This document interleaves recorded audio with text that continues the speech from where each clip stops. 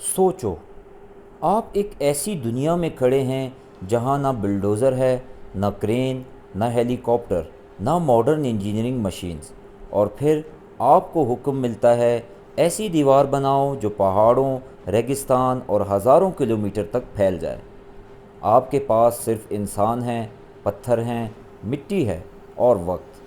اب سوال یہ ہے، کیا آپ یہ کر سکتے ہیں؟ چائنا کے لوگوں نے صرف کوشش نہیں کی، انہوں نے دنیا کی سب سے مشہور ڈیفنسو سٹرکچرز میں سے ایک کھڑی کر دی۔ لیکن گریٹ وال آف چائنا اصل میں بنی کیسے؟ اور سب سے انٹرسٹنگ بات، کیا یہ ایک ہی بادشاہ نے بنوائی تھی؟ آج کی کہانی اسی دیوار کی ہے۔ آج ہم گریٹ وال کو ایک سنگل کنٹینیوس وال سمجھتے ہیں، لیکن اصل میں کہانی کچھ اور ہے۔ چائنا میں گریٹ وال کا کانسیپٹ ایک ہی وقت میں پیدا نہیں ہوا تھا۔ چائنا کے مختلف علاقوں میں پرانی ریاستیں اپنی بارڈرز کو پروٹیکٹ کرنے کے لیے چھوٹی چھوٹی ڈیفنسو والز بناتی تھیں۔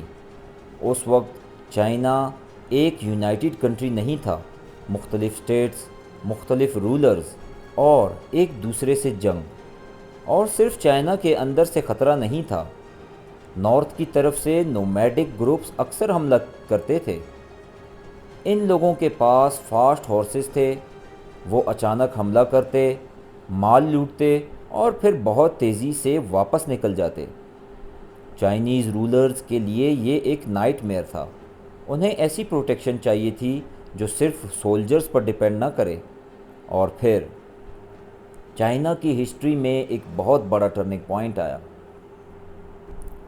تقریباً 2200 سال پہلے قن اسٹیٹ کے رولر قن شی ہیونگ نے مختلف چائنیز اسٹیٹس کو ڈیفیٹ کر کے چائنا کو ایک امپائر میں یونائٹ کر دیا۔ اب اس کے سامنے ایک نیا چیلنج تھا۔ ایک امپائر کو صرف اندر سے کنٹرول کرنا کافی نہیں تھا، اس کی ناردرن بارڈرز کو بھی سیکیور کرنا تھا۔ اس لیے پرانی والز کو کنیکٹ اور ایکسپینڈ کرنے کے پروجیکٹس شروع ہوئے، اور یہاں سے گریٹ وال کی کہانی کا ایک نیا چیپٹر شروع ہوتا ہے۔ لیکن یہ وہ وال نہیں تھی جو آج ہم فوٹوگرافز میں دیکھتے ہیں۔ اس وقت کنسٹرکشن ٹیکنیکس بالکل ڈیفرنٹ تھی، اور میٹیریل بھی ہر جگہ سیم نہیں تھا۔ جہاں پتھر اویلیبل تھا وہاں پتھر، جہاں جنگل یا سٹون نہیں تھا وہاں لوکل سوائل اور دوسرے میٹیریلز، یعنی گریٹ وال اصل میں ایک سنگل ڈیزائن نہیں تھا، یہ صدیوں تک چلنے والا ایک جائجنٹک کنسٹرکشن پروجیکٹ تھا۔ اب آتا ہے سب سے بڑا سوال، آخر اتنی لمبی وال بنائی کیسے گئی؟ سب سے پہلے لوکیشن دیکھو۔ گریٹ وال سیدھی فلیٹ گراؤنڈ پر نہیں بنائی گئی۔ بلڈرز نے اکثر نیچرل جغرافی کو اپنے فیور میں یوز کیا۔ پہاڑ، رجز، سٹیپ سلوپس اور اسٹریٹجک پاسز۔ کیوں؟ کیونکہ اگر اینیمی کو پہلے ہی ایک سٹیپ ماؤنٹین کراس کرنا پڑ رہا ہو اور اس کے بعد وال بھی سامنے کھڑی ہو تو ڈیفنس اور سٹرونگ ہو جاتا ہے۔ یعنی چائنیز انجینئرز نے صرف وال نہیں بنائی، انہوں نے لینڈسکیپ کو بھی ڈیفنس سسٹم کا حصہ بنا دیا۔ اب ایک سین امیجن کرو، آپ ایک بہت اونچے چائنیز ماؤنٹین پر کھڑے ہیں، نیچے کوئی ماڈرن روڈ نہیں، کوئی ٹرک نہیں، اور آپ کو کنسٹرکشن میٹیریل اوپر پہنچانا ہے۔ تو پھر جواب سمپل ہے، انسان، ہزاروں ورکرز، ٹولز، اینیملز اور سمپل میکینیکل ٹیکنیکس۔ پتھر اور دوسرا میٹیریل سٹیج بائی سٹیج اوپر لے جایا جاتا، جہاں پاسبل ہوتا لوکل میٹیریل یوز کیا جاتا، یعنی اکثر کنسٹرکشن سائٹ کے قریب سے ہی میٹیریل حاصل کیا جاتا۔ اور یہ بہت امپورٹنٹ تھا کیونکہ اگر ہر سٹون کو ہنڈریڈز آف کلومیٹرز دور سے لانا پڑتا تو پروجیکٹ پریکٹیکلی امپاسبل ہو جاتا۔ لیکن گریٹ وال کا سب سے امیزنگ پارٹ صرف اس کی لینتھ نہیں، اس کا پورا سسٹم تھا۔ وال کے ڈیفرنٹ پوائنٹس پر واچ ٹاورز بنائے گئے، سولجرز وہاں سے دور تک دیکھ سکتے تھے۔ اگر اینیمی نظر آئے تو وارننگ دی جا سکتی تھی۔ کچھ ہسٹوریکل پیریڈز میں اسموک اور فائر سگنلز کمیونیکیشن کے لیے یوز کیے گئے۔ سوچو، ایک ٹاور پر سگنل، پھر دوسرے ٹاور پر، پھر تیسرے پر، اور اس طرح message relatively fast distance cover کر سکتا تھا۔ یعنی گریٹ وال ایک جائنٹ کمیونیکیشن نیٹ ورک بھی تھا۔ لیکن اس دیوار کی کنسٹرکشن کا ایک ڈارک سائڈ بھی تھا۔ اتنا جائجنٹک پروجیکٹس کے لیے انارمس ہیومن لیبر چاہیے تھی۔ سولجرز، ورکرز، پیزنٹس اور پرزنرز تک کو ڈیفرنٹ پیریڈز میں کنسٹرکشن اور ریلیٹڈ لیبر کے لیے یوز کیا گیا۔ کام مشکل تھا، ویدر ہارش تھا، کچھ ایریاز میں ایکسٹریم کولڈ، کچھ میں ڈیزرٹ، اور کچھ جگہوں پر انکریڈبلی سٹیپ ماؤنٹینز۔ اس لیے گریٹ وال کی سٹوری صرف انجینئرنگ کی سٹوری نہیں، یہ ان کاؤنٹلیس ورکرز کی سٹوری بھی ہے جنہوں نے اپنی زندگی کا حصہ اس پروجیکٹ میں لگا دیا۔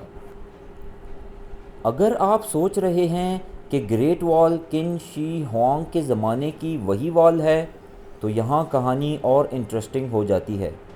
آج جو گریٹ وال کے سب سے فیمس سیکشنز ٹورسٹ دیکھتے ہیں، ان میں سے بہت سے سیکشنز منگ ڈائنیسٹی کے دور میں بنائے یا ری بلڈ کیے گئے۔ منگ ڈائنیسٹی نے ناردرن ڈیفنس کو بہت امپورٹنس دی۔ اس دور میں والز کو زیادہ سوفسٹیکیٹڈ بنایا گیا، برکس اور سٹون کا ایکسٹینسو یوز ہوا۔ واچ ٹاورز، فورٹیفیکیشنز، گیٹس اور ملٹری پوزیشنز، یعنی جس گریٹ وال کو ہم آج جانتے ہیں، وہ ایکچولی صدیوں کی کنسٹرکشن، ڈسٹرکشن، ری بلڈنگ اور ایکسپینشن کا رزلٹ ہے۔ اور اب آتے ہیں ایک بہت فیمس سوال پر، کیا گریٹ وال آف چائنا اسپیس سے نیکڈ آئی سے کلیئرلی نظر آتی ہے؟ انٹرنیٹ پر آپ نے شاید سنا ہوگا، great wall is the only man made structure visible from space, لیکن یہ کلیم مس لیڈنگ ہے۔ وال کی وڈتھ اور سراؤنڈنگز کی سملیرٹی کی وجہ سے اسے آربٹ سے نیکڈ آئی سے آئیڈینٹیفائی کرنا اتنا سمپل نہیں۔ یعنی گریٹ وال کی گریٹنس کو پروو کرنے کے لیے یہ کہنا ضروری نہیں کہ وہ اسپیس سے نظر آتی ہے۔ اس کی اصلی اچیومنٹ کچھ اور ہے۔ ہزاروں سال کے ہسٹری کے باوجود اس کے سیکشنز آج بھی لینڈسکیپ کا حصہ ہیں۔ آج جب ہم گریٹ وال کی فوٹوگرافز دیکھتے ہیں، ہمیں صرف برکس اور سٹونز نظر آتے ہیں، لیکن اگر آپ تھوڑا پیچھے جا کر دیکھیں تو یہ صرف ایک وال نہیں، یہ ایک ایمپائر کا فیئر تھا، ایک ڈیفنس اسٹریٹجی تھی، ایک انجینئرنگ چیلنج تھا، اور سب سے بڑھ کر یہ ان لوگوں کی کہانی تھی جنہوں نے امپاسبل کو پاسبل بنانے کی کوشش کی۔ تھاؤزنڈز آف ایئرز پہلے، جب دنیا میں ماڈرن مشینز نہیں تھیں، چائنا کے لوگوں نے پہاڑوں پر، ریگستانوں کے کنارے، اور شاید گریٹ وال کا سب سے بڑا سیکرٹ یہی نہیں کہ یہ کیسے بنی، بلکہ یہ ہے انسان نے اتنا بڑا کام کرنے کا فیصلہ ہی کیوں کیا۔ کیونکہ کبھی کبھی انسان کی سب سے امیزنگ کنسٹرکشنز اس کی ٹیکنالوجی سے نہیں، اس کے ڈر، ضرورت اور ڈٹرمنیشن سے پیدا ہوتی ہیں۔ اگر آپ کو دنیا کی ایسی ہی امپاسبل کنسٹرکشنز کی کہانیاں پسند ہیں تو اگلا سوال شاید اور بھی انٹرسٹنگ ہو۔